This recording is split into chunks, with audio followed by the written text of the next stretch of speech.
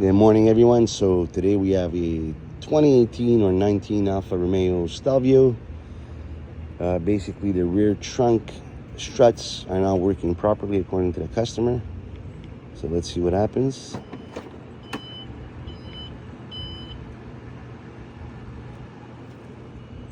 So it goes all the way up and then it comes down. And I'm looking at the struts here. This one doesn't look too good. It's kind of a lot of rust, but also the cover is not covering anymore. This one looks better, but obviously you want to replace these in pair. So we're gonna go ahead and replace them today. And hopefully it fixes the problem. So these are the brand new struts we purchased. These are not factory originals, as they were a little on the pricey side. So the customer was okay to gamble it and buy some Chinese ones. Probably 1/3 of the price or even half the price, I'm not sure. So I can't recommend them, to be honest, because I haven't installed them yet, but we'll be installing them and see how it goes. But they look like good quality. The harnesses are nice, just like the factory. So let's see what happens. So removal should be fairly simple. We're gonna start with the electrical connection, which basically it's a rubber cap here. So I'm just gonna pull this out and I should be able to pull out the connector at this point. And then as far as the replacement goes, basically you can see here, it's got like these clips, right? This one here, right over here. And there's a little cutout here where you can actually put a screwdriver and pop this out and the shock should come out. Same thing on this side, which is a little harder to see, but it's there. In addition, of course, you may want somebody to help you to hold the trunk. In my case, since I'm alone today, I put a 2x4 with, with a rag there not to scratch the car so that it holds the tailgate. So I'm gonna proceed and remove the connector and remove the shock. All right, so it's never that simple. So I pulled out the cable here, but the cable will not move more than this. So basically now you gotta disconnect the connector. While the actual wiring harness is clipped in on the body, so we'll need to pop that and possibly bring this down a little in order to have access. So let me show you. Let's see here. I'm gonna put a flashlight.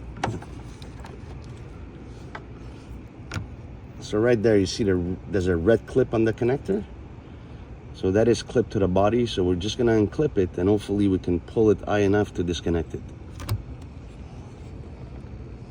All right, guys, so I was able to disconnect unclip the connector, and I have it right over here. Basically, I pulled the trim just a little bit outwards, and basically there's a little clip right over here. All right, let me get a screwdriver and show you guys. So right over here, there's a little clip. You press that clip and it's gonna disconnect, and then I'm able to pull out the electrical part of it. So of course, obviously if you remove this, it's gonna be a lot easier.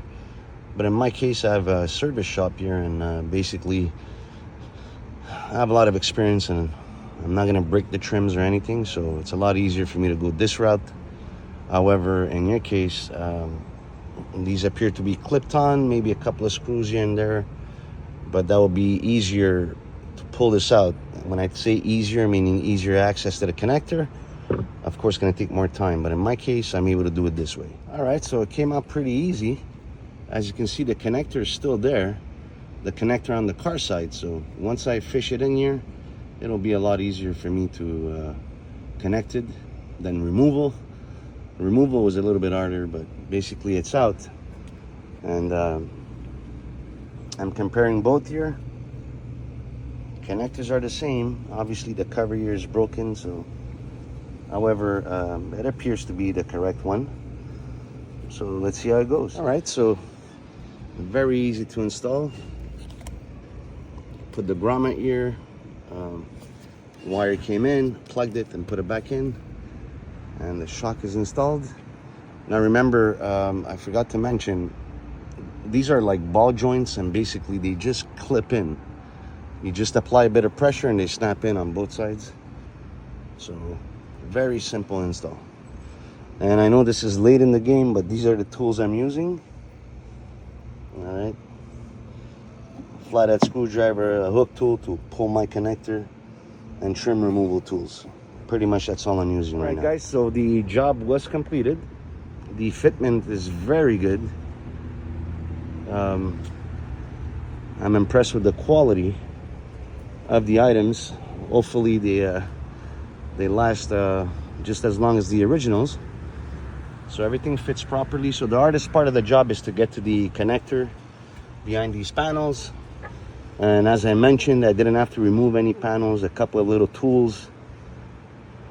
I was able to disconnect them and pull them out.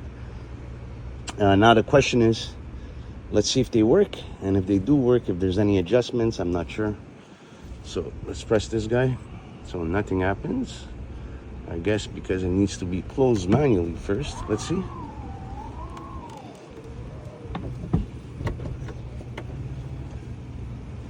Okay, now let's see if I...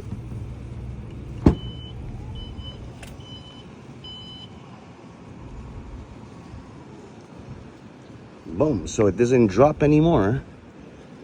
So it appears that it's working properly. Let's do the closing procedure.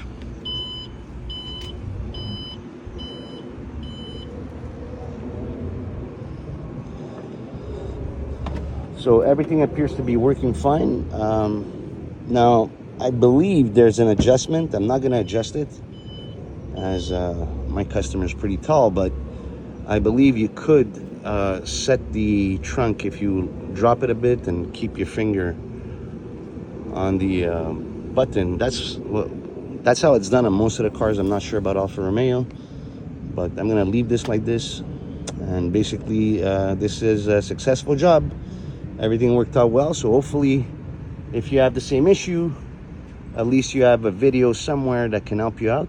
I'd love to help the community and show people how things are done, so I give back, because myself, I do search videos sometimes when I need information, and I'm very happy when I find the information, and people deserve the credit. So if you like this video, please subscribe. I'll be uploading a bunch more videos, not necessarily on Alfa Romeo, but on many different cars. So thank you very much for watching.